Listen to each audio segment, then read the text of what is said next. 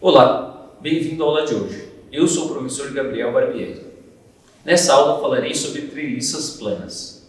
As treliças são elementos estruturais muito importantes. As treliças são estruturas compostas por uma série de elementos conectados pelas suas extremidades e são geralmente utilizadas para sustentação de telhados em edifícios industriais, pontes, torres de linhas de transmissão, entre outros. Para que a análise estrutural de uma treliça seja feita corretamente e, consequentemente, o dimensionamento de todos os seus elementos, é necessário que se determine quais os carregamentos internos que surgem em cada um dos elementos de barra, a partir de uma determinada configuração de carregamento externo. Sabemos que os esforços dos elementos são esforços axiais, então os elementos de uma treliça estarão sob compressão ou sob tração, e é importante definir os sentidos das cargas, pois nem todo material se comporta da mesma maneira em cada uma dessas situações.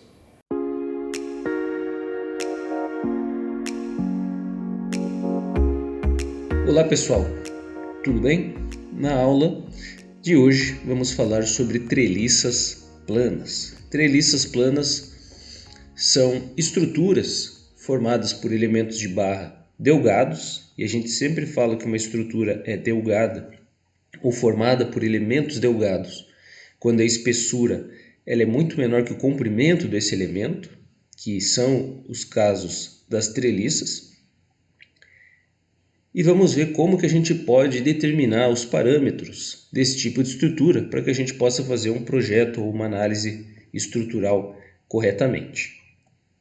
Então, na nossa aula nós vamos falar um pouco sobre o que são treliças, ver algumas imagens desse tipo de estrutura na vida real, fazer uma classificação desses tipos de estruturas, e a análise das treliças vai depender de como nós vamos classificá-las, e vamos estudar alguns métodos para que a gente possa fazer o cálculo das forças internas que são desenvolvidas nos elementos das treliças. Nós vamos ver o método dos nós, que ele é um método que ele é mais simples de ser aplicado, porém ele é mais trabalhoso, ele exige uma série de operações matemáticas, muitas vezes desgastante, para quem está fazendo essa análise estrutural.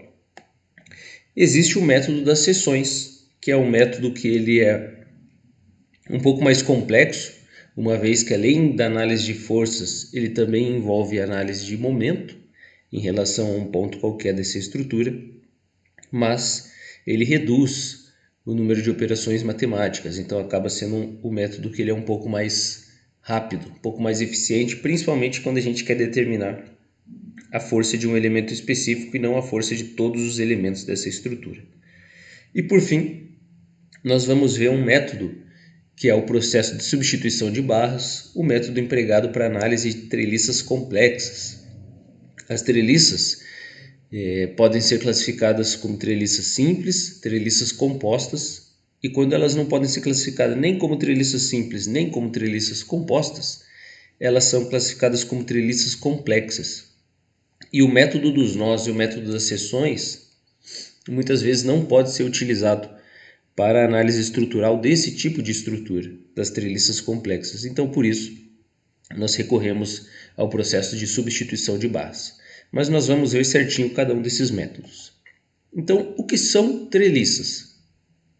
Treliças são estruturas formadas por uma série de barras delgadas, então esses elementos que têm uma espessura pequena com relação ao seu comprimento longitudinal, e essas barras são conectadas nas suas extremidades. Esses pontos de conexão das treliças nós chamamos de nós das treliças.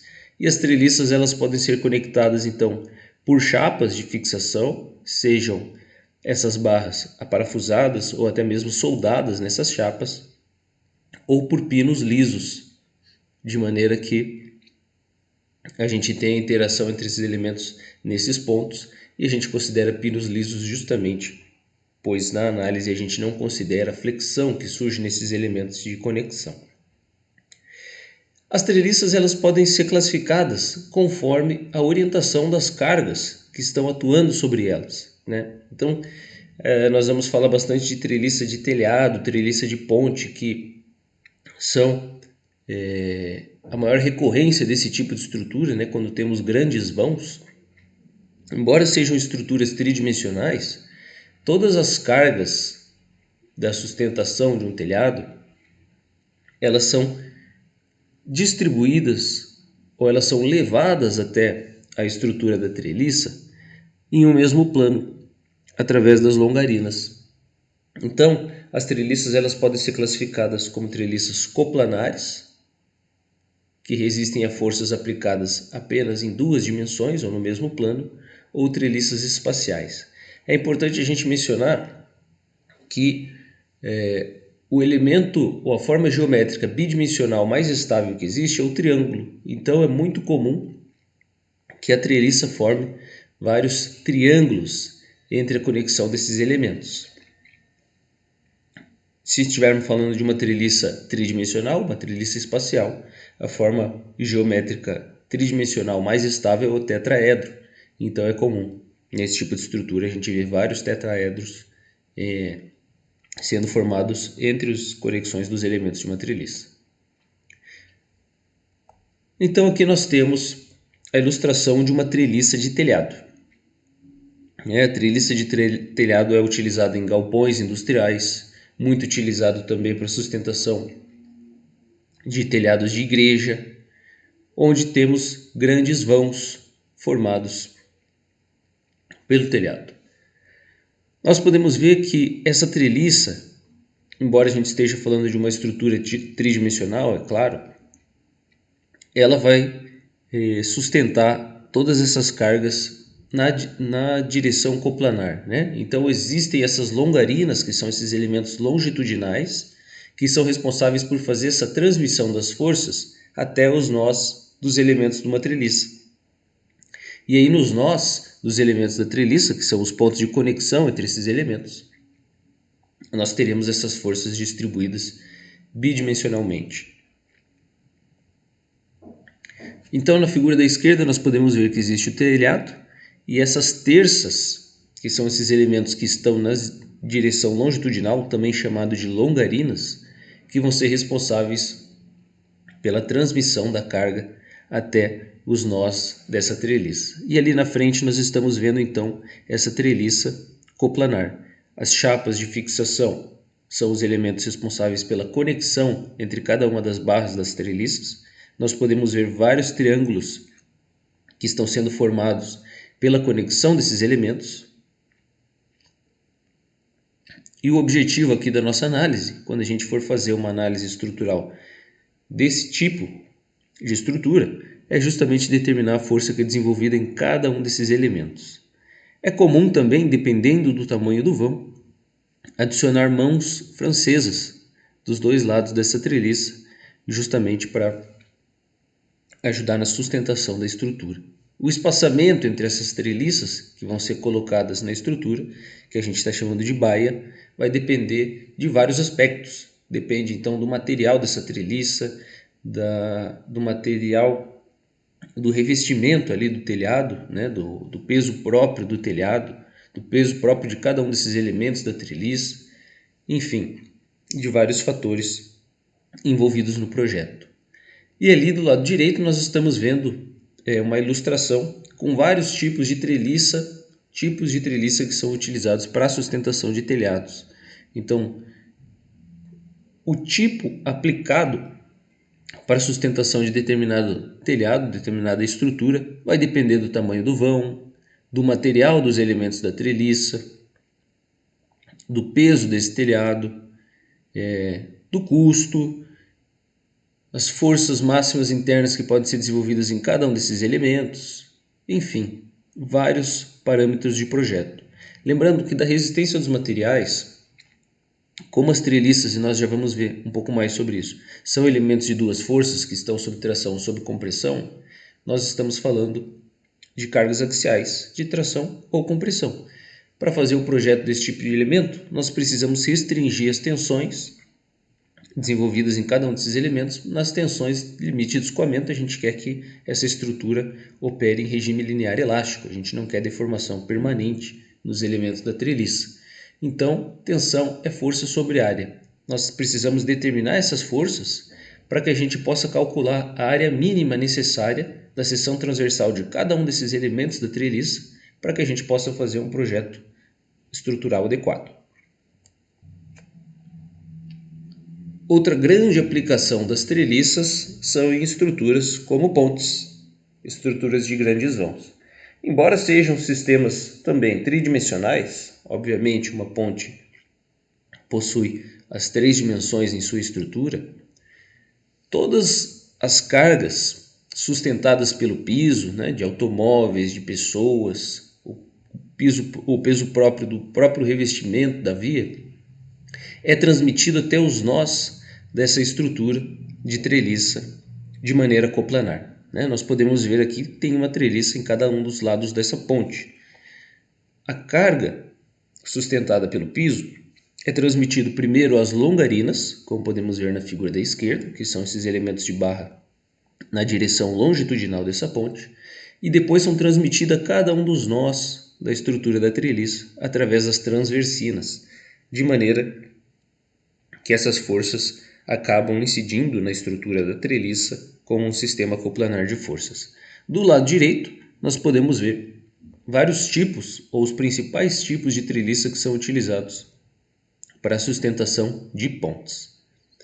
Um detalhe que nós devemos observar na figura da esquerda, que é esse esquema de uma treliça, é que no nó A nós temos um apoio do tipo pino, que ele restringe a movimentação tanto na direção longitudinal como na direção vertical.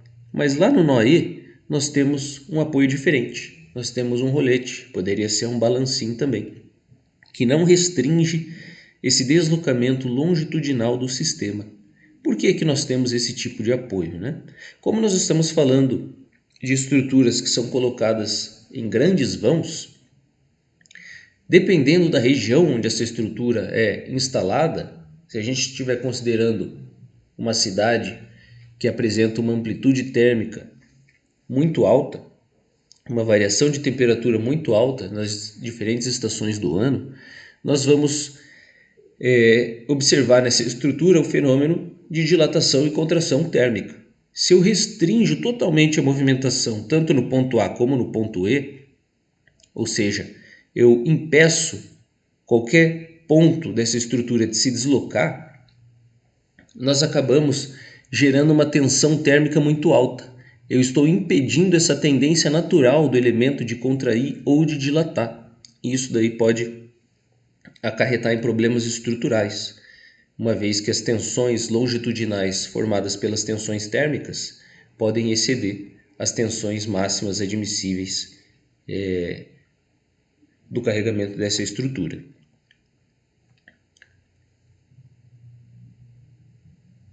As treliças são definidas então pelos elementos de ligação. As ligações podem ser feitas ali pelo então pino liso ou a chapa de sustentação, que a gente já falou. Os tipos de apoio. Quando a gente fala de tipos de apoio, nós estamos falando então das restrições que são colocadas ao sistema. Quando nós temos, igual no caso anterior da treliça de ponte, um apoio do tipo pino e outro apoio do tipo rolete, nós temos 3 restrições de movimentação, 2 no apoio pino e 1 no apoio rolete. Então nós temos um sistema coplanar com 3 restrições de movimento. Nós temos o sistema que nós chamamos de sistema isostático. Nós temos a quantidade de restrição de movimento igual à quantidade de equações disponíveis, equações de equilíbrio estático disponíveis para o cálculo das cargas dos sistemas. Nós podemos ter também estruturas com mais restrições de movimento do que movimentos possíveis, que são chamadas estruturas hiperestáticas, ou uma quantidade menor de restrições, que são as estruturas hipostáticas. Quando estamos fazendo um projeto de uma treliça, nós queremos determinar então as cargas que são desenvolvidas em cada um dos elementos dessa estrutura. Nós queremos determinar qual que é o material desses elementos que vai ser utilizado. Pode ser de aço, pode ser de madeira, pode ser de vários tipos de materiais. E nós queremos determinar a área mínima da seção transversal de cada um desses elementos, né? Por quê? Primeiro, nós precisamos levar em consideração que quando a gente está projetando uma estrutura, nós não queremos uma deformação permanente. Nós queremos que ela fique ali naquela posição por muito tempo sem apresentar falha estrutural. Então, as tensões que são desenvolvidas nos elementos devem ser, na grande maioria das vezes, inferiores às tensões de escoamento do material, ou seja, nós queremos apenas deformação elástica desenvolvida em cada um desses elementos. Se nós temos essa restrição dessa tensão máxima admissível do projeto, então é importante que a gente selecione o material que vai ser utilizado para efeitos de cálculo, visto que cada um dos materiais apresenta uma curva tensão-deformação diferente.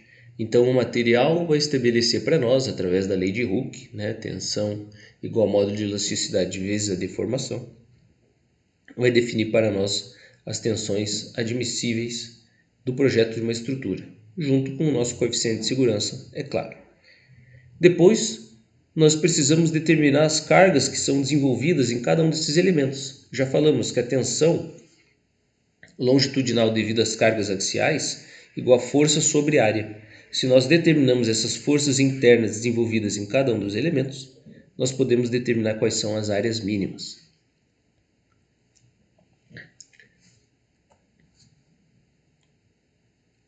O que são os nós? Os nós são os pontos das estruturas onde ocorre a conexão entre os elementos. E para efeito aqui de projeto e de análise estrutural, nós vamos considerar que todas as forças desenvolvidas em uma treliça, elas são aplicadas nos nós dos elementos. Então é uma idealização que a gente vai fazer que todos esses elementos de treliça são elementos de duas forças. O que são elementos de duas forças? São elementos onde todas as forças que incidem sobre ele incidem apenas em dois pontos distintos desse corpo rígido, ou seja, no caso dessa barra da treliça.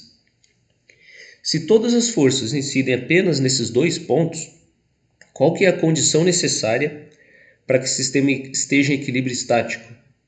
É necessário que essas forças sejam colineares, de mesma intensidade e sentidos opostos.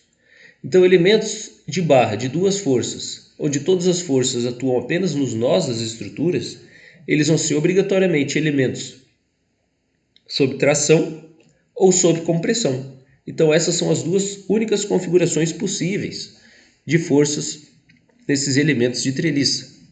Então, as únicas tensões que vão ser desenvolvidas em cada um desses elementos são as tensões longitudinais devido às cargas axiais. E quando a gente precisa considerar o peso dos elementos, muitas vezes esses pesos eles são muito pequenos comparado às forças que os elementos vão resistir, as forças que são transmitidas através da estrutura, mas quando devemos considerar o peso desses elementos, nós vamos considerar como metade do peso atuando em cada um dos nós dessa estrutura. Lembrando que o elemento ele possui apenas dois nós. Uma outra idealização que a gente faz antes de começar de fato a calcular as forças internas nos elementos de uma treliça é que esses pinos eles são lisos, ou seja, as conexões entre os elementos da treliça são feitas por pinos lisos. E a gente faz essa idealização de maneira que a gente não precise considerar as tensões de flexão ou os momentos de flexão que surgem no contato entre esses elementos. Como vimos, então as treliças, os elementos de uma treliça obrigatoriamente vão estar sob tração ou sob compressão. E aí tem outro detalhe que a gente deve levar em consideração na hora do projeto ou na hora da análise dessa estrutura. Os elementos sob tração, eles podem ter uma área de seção transversal menores quando comparados a elementos de compressão, uma vez que quando os elementos estão sob tração, não precisamos levar em consideração o fenômeno de flambagem. O fenômeno de flambagem acontece em elementos que eles são muito compridos, são delgados, que é justamente a definição dos elementos de uma treliça, e estão sob compressão. Eles podem apresentar essa curvatura que pode inclusive levar ao falha estrutural. Então, essas são as duas únicas configurações possíveis de forças em os elementos de treliça. Eles estão sob tração ou sob compressão. Visto que são elementos de duas forças, e as forças atuam apenas nos nós das estruturas. Então nós podemos ver esses nós, esses pontinhos brancos, em cada um desses elementos de barra. Então cada barra da treliça tem dois nós e as forças atuam obrigatoriamente nesses elementos. As treliças elas ainda podem ser classificadas de acordo com a maneira que são feitas as conexões entre os elementos, as formas geométricas que são formadas entre os elementos de uma treliça. A treliça plana simples, ela é formada a partir então de três elementos, como podemos ver na figura da esquerda, três elementos de barra formando um triângulo e adicionando sucessivamente mais dois elementos, sempre formando novos triângulos internos. Então, como falamos, o triângulo é a forma geométrica plana mais estável, então por isso as treliças simples sempre vão formar triângulos internos nessa estrutura. A treliça espacial simples é formada por uma sucessão de tetraedros. Tetraedro, a forma espacial mais estável. Então, da mesma maneira que treliças simples planas são formadas por triângulos, espaciais são formadas por tetraedros.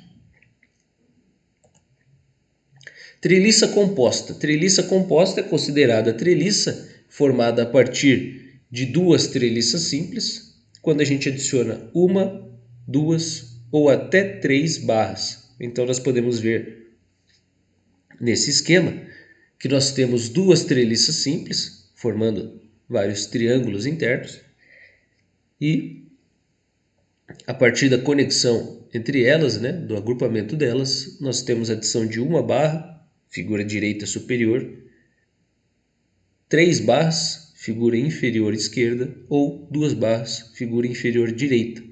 Essas são chamadas as treliças compostas. E existem ainda as treliças complexas. Treliças complexas são treliças que não podem ser ou não se enquadram na classificação de treliças simples nem de treliças compostas. E a análise desse tipo de elemento vai envolver um método específico que nós vamos falar mais adiante. As treliças, então, podem ser classificadas também de acordo com o equilíbrio estático, de acordo com as restrições de movimento que são impostas à estrutura. Nossa análise será focada em treliças isostáticas. Treliças, então, que têm quantidade de movimento restrito igual à quantidade de equações disponíveis, que são 3 equações disponíveis para sistemas coplanares e 6 equações disponíveis para sistemas tridimensionais. Ok? Então vamos aprender o primeiro método utilizado para determinar as forças internas que são desenvolvidas em cada um desses elementos de barra de uma treliça. O método dos nós. O método dos nós, então, ele é utilizado para a determinação dessas forças internas. Depois, posteriormente, poderá ser utilizado no projeto dos elementos da treliça ou no estabelecimento da área da seção transversal mínima. Vai ser utilizado para determinar as cargas internas em treliças simples. E o princípio desse método envolve a aplicação das equações de equilíbrio estático nos pontos nodais. Se todas as forças da estrutura atuam apenas nos nós, se aplicarmos as equações de equilíbrio estático nesses pontos específicos, nós estaríamos falando de um sistema de ponto material, um sistema de partícula. Se todas as forças atuam sobre o ponto no qual estamos aplicando as equações de equilíbrio estático, nós não precisamos levar em consideração as condições de momento nulo para o equilíbrio estático. Uma vez que todas as forças passam pelo ponto, o momento ele é automaticamente satisfeito, não existe distância da força até o ponto. Então, por isso, ele acaba sendo o método mais simples, ele é mais fácil de ser aplicado, embora seja mais trabalhoso. Envolve o princípio da ação e reação. Se um elemento, se uma barra da treliça está sob tração, ela estará sob tração em toda a sua extensão. Então, se nós voltarmos um pouquinho e analisarmos essa figura, reparem que se nós estamos analisando, por exemplo, na figura da esquerda, o elemento sob tração, se nós estamos analisando o nó superior, essa força está direcionada para cima. Se nós estamos analisando o nó inferior, essa força está direcionada para baixo. O elemento sob tração irá tracionar os dois nós da estrutura. Nós devemos ter cuidado para não inverter o sentido dessas forças. E a mesma coisa sobre compressão. Se está comprimindo um dos nós, para que o equilíbrio estático seja satisfeito, ele precisa estar comprimindo o outro nó também. Então nós vamos inverter o sentido dessas forças quando estivermos aplicando os diagramas de corpo livre desses nós no método dos nós. Vamos ver como funciona o método.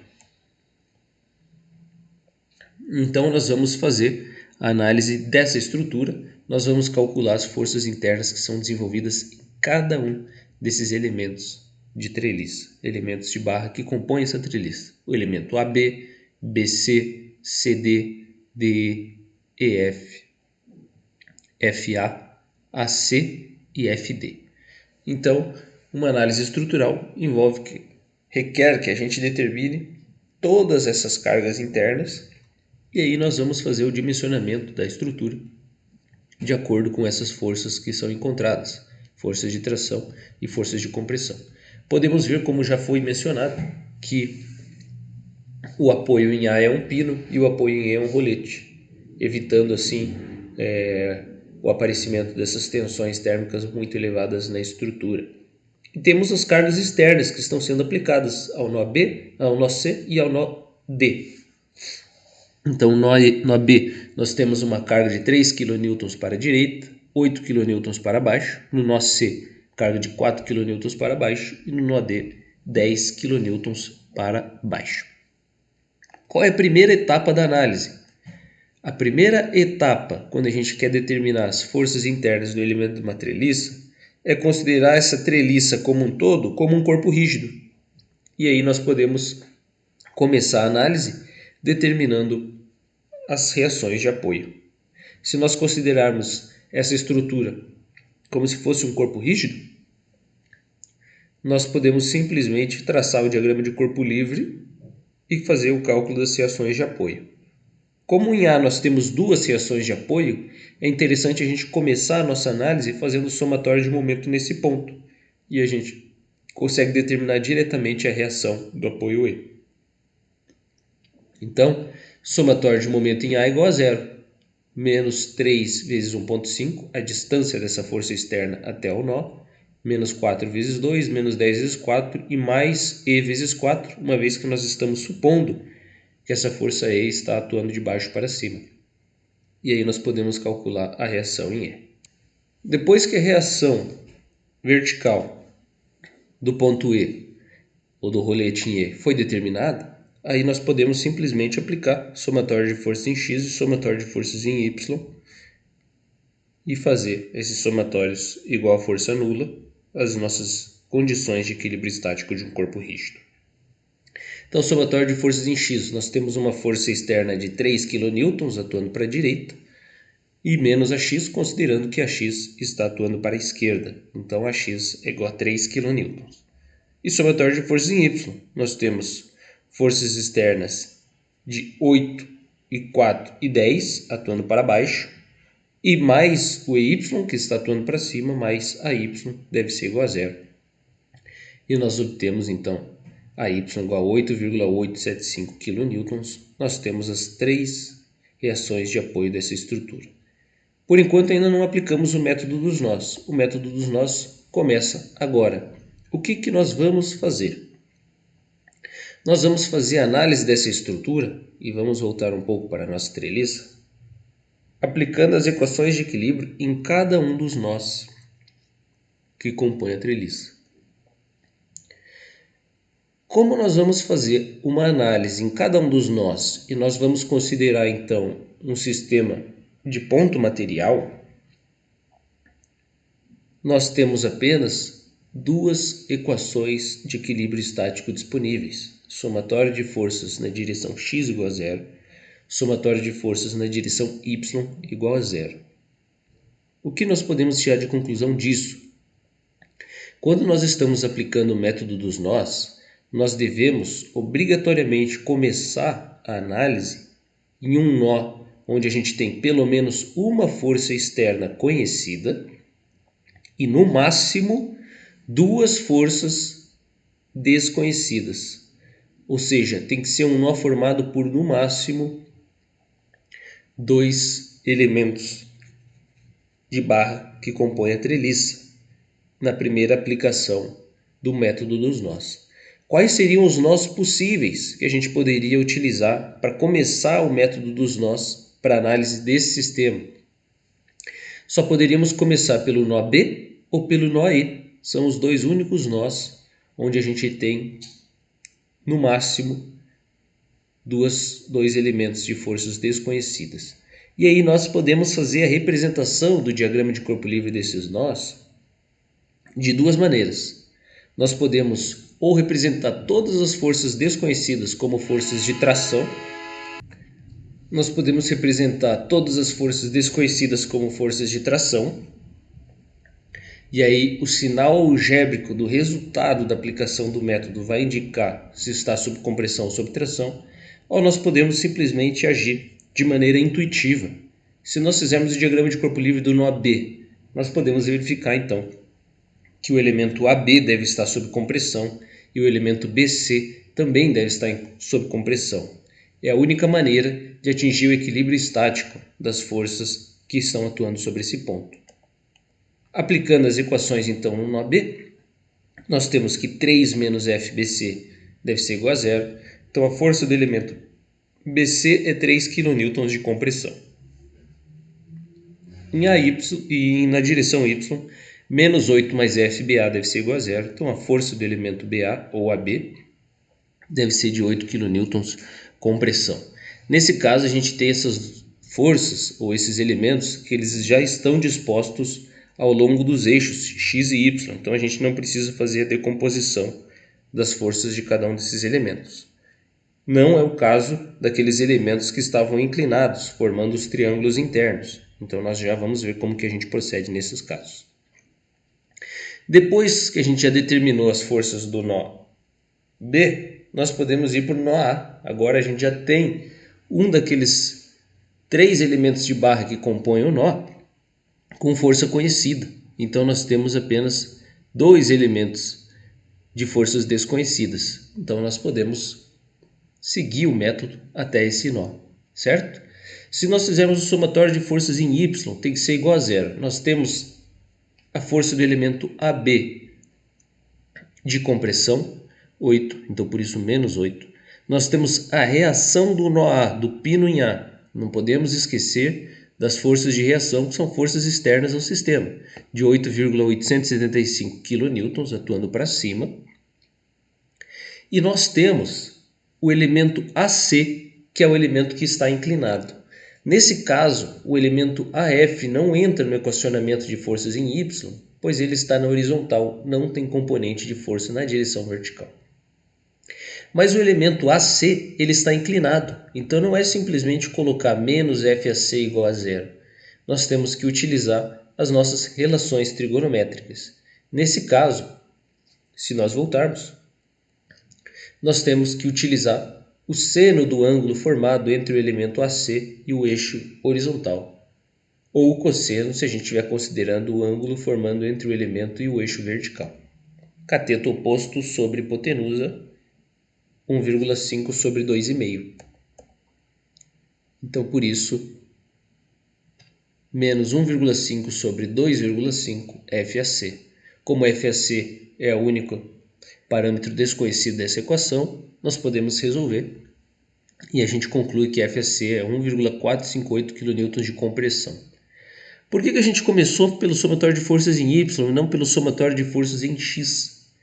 Se a gente tivesse começado pelo somatório de forças em X, nós teríamos duas forças desconhecidas, uma vez que a força AC tem componente horizontal e a força AF está sobre o eixo horizontal. Então a gente não conseguiria resolver diretamente essa equação. Quando estamos aplicando o método dos nós, nós precisamos ter estratégia para analisar cada um desses nós. Nós precisamos evitar trabalhos redundantes ou trabalhos que não irão nos levar a lugar nenhum. Então, por isso, a gente começou pelo somatório de forças em Y e a partir do momento que a gente já determinou FAC, nós podemos substituir esse valor na nossa equação de somatório de forças em X. E aí nós temos a reação do apoio A de 3 kN atuando para a esquerda, nós temos a componente dessa força AC na direção X, que como é uma força de compressão, está no sentido adotado como sentido negativo, e a força AF deve ser obrigatoriamente de tração para que o equilíbrio estático seja satisfeito. Nesse caso, a força F, 4,17 kN. E assim nós vamos seguir para cada um dos nós dessa treliça até determinarmos as forças internas de todos os elementos que a compõem. Então, nó C, partindo para o nó C, nós temos a força AC, que é aquela força que estava inclinada, que nós já determinamos a sua intensidade, uma força de tração. Vamos voltar aqui. E aqui nós temos que ter cuidado, pois a força AC foi determinada como uma força de compressão. Quando nós estamos analisando o nó A, está comprimindo o nó A e está agindo para baixo e para a esquerda. Mas quando nós estamos considerando o nó C, e nós já vimos uma ilustração disso anteriormente, ação e reação, terceira lei de Newton, nós precisamos que essa força C também esteja comprimindo o nó C. Então, nesse caso, vai estar atuando para cima e para a direita. Então, nós temos que inverter o sentido encontrado na aplicação do método dos nós no nó A. A gente inverte o sentido, mas essa força continua sendo uma força compressiva. Ela está comprimindo o nó C também. Então, por isso, mais 2 sobre 2,5 vezes FAC e menos FCD. E aí nós temos, então, essa força de 4,17 kN de compressão. E na direção Y, nós temos FCF menos 4 mais 1,5 sobre 2,5, o seno do ângulo que faz com a horizontal, vezes FAC. Nós já determinamos FCD e FAC também anteriormente. Então, FCF deve ser 3,125 kN de compressão. Quando a gente vai aplicar as equações lá no ponto E, nós já calculamos, né, a reação de apoio no nó E. Então, nós temos uma reação vertical. Reparem, o nó E ele é formado por dois elementos, um elemento na vertical, um elemento na horizontal, e a reação de apoio na vertical. Quando nós aplicamos o somatório de forças em X, qual que é a única condição possível para que o equilíbrio estático seja satisfeito? A única condição é que a força do elemento da horizontal, a força do elemento EF, seja igual a zero. Não existe outra condição. As outras duas componentes de força estão exclusivamente sobre o eixo Y, sobre o eixo vertical. Então, nenhuma outra força tem componente horizontal. Por isso, a força do elemento EF deve obrigatoriamente ser igual a zero. E a força do elemento ED deve ser igual à força de reação do apoio com o sentido oposto. Esse elemento EF, que tem força interna igual a zero, nós chamamos de elemento de força nula. Ele é um elemento que, se ele não estivesse na estrutura, não iria afetar com relação às cargas suportadas pela estrutura, mas ele iria afetar sim a estabilidade da estrutura, uma vez que vimos que é interessante que a treliça forme triângulos internos entre os elementos de barra. E por fim o nó D, né? A gente calcula a força do elemento que está faltando. A força do elemento DF é 5,21 kN de tração. E aí a gente consegue determinar todas as forças de todas as barras para que a gente possa proceder, então, ou com o projeto, ou com análise estrutural, substituição, reforço dos elementos, enfim, aí depende o objetivo dessa análise estrutural. Vimos anteriormente que existe um elemento de força nula e é comum que apareçam elementos de forças nulas que são adicionados à estrutura apenas para garantir a estabilidade do sistema. Então, existem dois casos principais de elementos de força nula. Primeiro é quando um nó ele é formado por apenas dois elementos e nenhuma força externa ou reação de apoio. Então, se ele é formado apenas por dois elementos e eu não tenho nenhuma outra força externa, obrigatoriamente esses elementos serão elementos de força nula. E por fim, quando ele é formado por três elementos e dois deles são colineares, algo parecido com o que aconteceu no nó E. No nó E, se a gente analisar, a gente tem três forças que estão incidindo sobre o nó, dois são colineares. Então, o terceiro elemento, o elemento que não é colinear, ele obrigatoriamente deve ser um elemento de força nula. Lembrando, isso quando eu não tenho forças externas que estão sendo aplicadas sobre o sistema. O método das seções. O método das seções ele é um método que ele é um pouco mais complexo, uma vez que ele envolve o equilíbrio tanto de translação como de rotação, ou seja, vai surgir uma equação adicional que é a somatória de momento com relação ao ponto específico da estrutura deve ser igual a zero, equação de equilíbrio em corpo rígido, e é utilizado para análise de treliças compostas e treliças simples. As forças internas são analisadas como forças externas quando nós fazemos uma seção imaginária, um corte imaginário nessa estrutura. Vamos ver como funciona. Então nós temos essa estrutura, novamente, no nó G nós temos um pino, no nó K nós temos um rolete e nós temos uma treliça composta aí, ligando duas treliças simples pela barra AB, ok?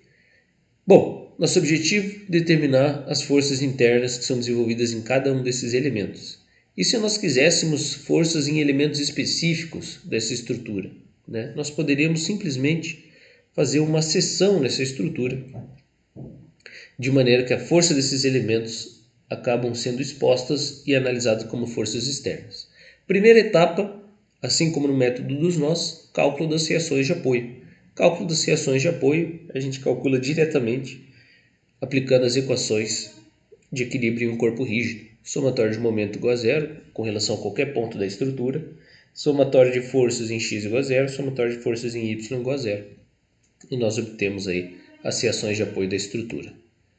E depois nós aplicamos então o método das seções. O método das seções consiste em secionar a estrutura, ou seja, fazer um corte imaginário dessa estrutura, separando ela em duas, e aí as forças internas de cada um desses elementos que são cortados passam a ser expostas e analisadas como forças externas.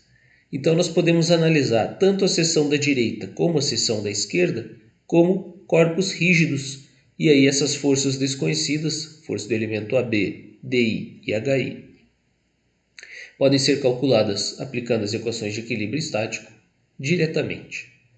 Temos que tomar cuidado com o seguinte, podemos observar que na seção da esquerda a força do elemento AB, aquela força NAB, está atuando para a direita, uma força de tração.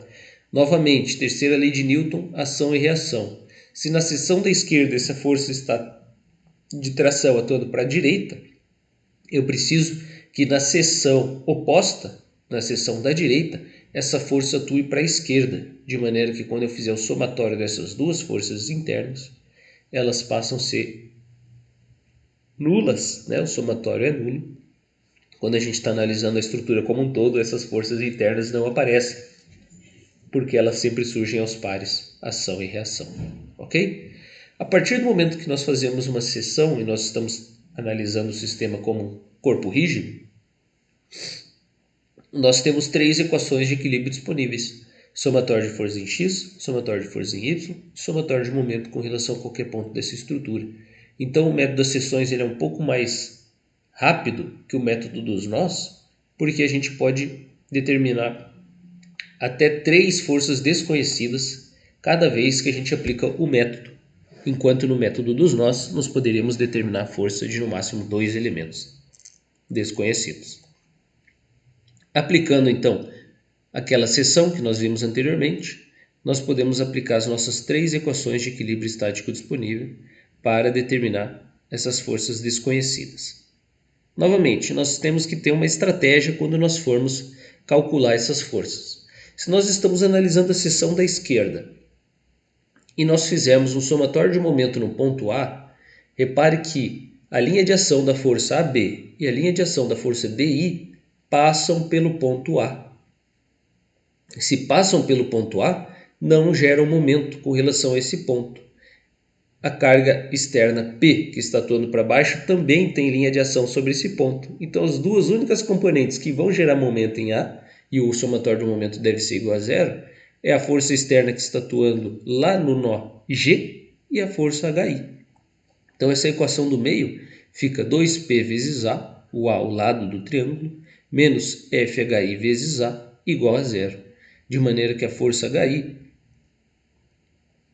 deve ser então igual a 2P. Considerando P igual a 1000, nós temos essa força HI de 2000 newtons, uma força de tração. Ok? A partir do momento que nós determinamos essa força HI, e é uma força de tração, nós podemos aplicar ou novamente somatório de momento, ou somatório de forças em Y, somatório de forças em X. Reparem que a força DI, força desconhecida, é a única força desconhecida que tem componente vertical. Então, se nós aplicarmos somatório de forças na direção vertical, nós vamos ter as duas forças externas, uma força de 2P para cima, uma força de P para baixo, e a componente, a decomposição dessa força DI na direção vertical. Então, o somatório de forças em Y é igual a menos P mais 2P menos FDI vezes seno de 45. E a gente conclui que a força DI deve ser de 1414,21 newtons de tração.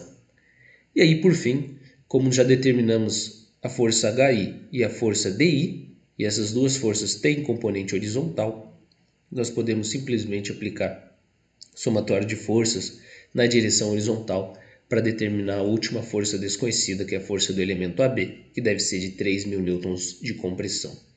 Novamente, assim como no método dos nós, nós temos que ter uma estratégia para aplicar o método das seções. Nós não poderíamos começar a aplicação pelo somatório de forças em X, pois as 3 forças desconhecidas têm componente horizontal e nós não chegaríamos a lugar nenhum apenas com essa equação. Então, nós temos que começar a análise aplicando equações que já vão retornar alguma força desconhecida para que a gente possa seguir calculando as outras.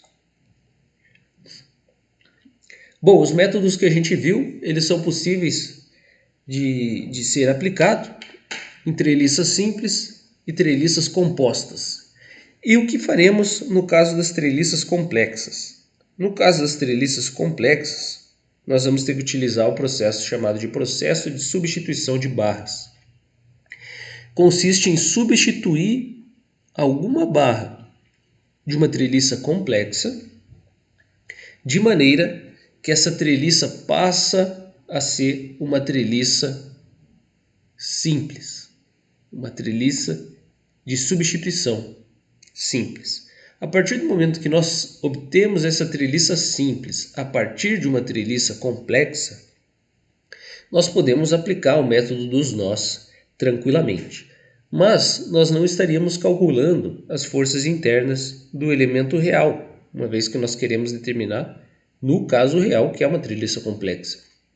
Então nós vamos utilizar umas equações de compatibilidade estática, de maneira que a gente vai transformar esses resultados obtidos a partir de uma treliça simples equivalente para as cargas reais que atuam em uma treliça complexa. Como funciona o processo de substituição de barras? Nós temos uma treliça complexa na figura da esquerda, que está sob ação de uma carga externa P, atuando na direção horizontal. Nós vamos substituir uma barra dessa treliça. Nós vamos substituir a barra AD pela barra EC. A partir do momento que a gente substitui, e reparem que a gente não poderia começar nenhum dos métodos, o método dos nós, por exemplo, se nós estamos analisando essa figura da esquerda, a treliça complexa, nós não podemos nem começar o método, pois todos os nós são formados por mais de 2 elementos. Então, em todos os nós teríamos pelo menos 3 forças desconhecidas, de maneira que a gente não pode aplicar o método dos nós. A partir do momento que a gente substitui essa barra AD pela barra EC, nós podemos começar a aplicação do método dos nós no nó A, que agora a gente tem a força externa de reação de apoio e 2 forças desconhecidas. E assim a gente pode seguir para os demais elementos, calculando todas as forças dessa estrutura. A partir do momento que a gente calcula todas as forças da estrutura nessa configuração central, nós vamos ter um resultado para a carga em cada um desses elementos. O processo exige que depois que a gente calcula nessa configuração central, nós vamos adicionar uma carga unitária na direção da barra que foi removida da estrutura original, na estrutura equivalente. Então, na figura da direita, nós podemos ver que nós retiramos a carga externa P, que atuava lá no nó E, e agora nós adicionamos uma carga unitária no sentido da barra AD, que foi removida dessa estrutura. E assim nós vamos obter a nossa condição de compatibilidade. Então nós vamos ter 2 resultados. Nós vamos ter 2 resultados distintos. O resultado obtido pelo método dos nós nessa configuração central e o resultado obtido pelo método dos nós nessa configuração da direita. O que acontece? A força do elemento EC, ela deve ser igual a 0, uma vez que esse elemento nem existe na configuração original da nossa treliça. E nós vamos considerar a força de cada uma das barras como o somatório das forças da configuração central com o somatório das forças da configuração da direita. Lembrando que na configuração da direita nós consideramos uma carga unitária, mas na treliça original essa carga não é necessariamente unitária. Essa carga do elemento desconhecido é o que nós queremos determinar, que nós vamos chamar de Xi, essa letra grega. Como a força do elemento EC deve ser igual a 0, uma vez que esse elemento nem mesmo existe nessa configuração original, nós podemos simplesmente igualar a força desse elemento nas 2 configurações analisadas igual a 0. Se nós igualamos a força desse elemento a 0, nós podemos obter justamente o valor dessa força interna do elemento original dessa nossa treliça que foi removido, que é o elemento AD. E a força nos outros elementos pode ser utilizada simplesmente substituindo o valor dessa força do elemento AD, que agora nós já sabemos que é menos alfa sobre beta, das cargas do elemento EC, para todos os demais elementos que já foram calculados para a configuração alfa e para a configuração beta. E assim nós podemos determinar então as forças internas de todos os elementos de barra de uma treliça complexa. Ok? Qualquer dúvida, estamos à disposição. E aí, você aprendeu o que são treliças? Entendeu como determinar os esforços internos que são desenvolvidos nos elementos que compõem uma treliça? Aprendeu como classificar uma treliça? Se você ainda tem dúvida, assista a videoaula quantas vezes for necessário. Você ainda tem à sua disposição outros materiais na plataforma. O e-book, por exemplo, traz esse assunto que abordei durante a videoaula. Então eu te aconselho a ler esse material com atenção, porque ao final da aula tem um questionário que foi elaborado em função do texto base que está no e-book. Para complementar seus estudos, há uma indicação de uma leitura. Espero que você aproveite todo o material disponibilizado e que essa aula tenha agregado conhecimento para você e te ajude a entender como pode ser feita a análise de esforços internos em uma treliça plana. Agradeço por você ter assistido a aula até o fim e desejo a você bons estudos.